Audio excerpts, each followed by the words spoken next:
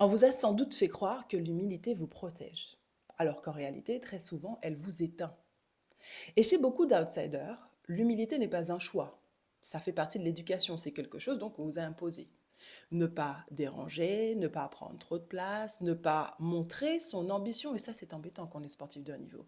Parce qu'à force de répéter ce message interne, qui est très clair, hein, reste à ta place, eh bien, tu restes à ta place. Donc, tu n'augmentes pas de niveau. Sauf que le cerveau ne sait pas faire la différence entre la vraie vie et la compétition. Il répète la même chose.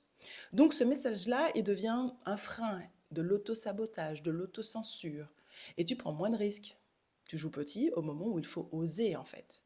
Et ensuite, on te dit que tu manques de confiance. Logique. Alors qu'en fait, en réalité, tu es juste en train d'obéir à ce que tu as appris, à ton éducation. Donc la vraie question, celle que je te pose maintenant, c'est quelle est ta définition de l'humilité et surtout à quoi ça sert. Parce qu'en fait, être outsider, c'est pas du tout être fragile. Ça veut dire qu'il est temps que tu apprennes à assumer ton ambition pour arrêter de t'excuser d'exister. Et c'est vraiment à partir de là que tu arrives à libérer ta performance.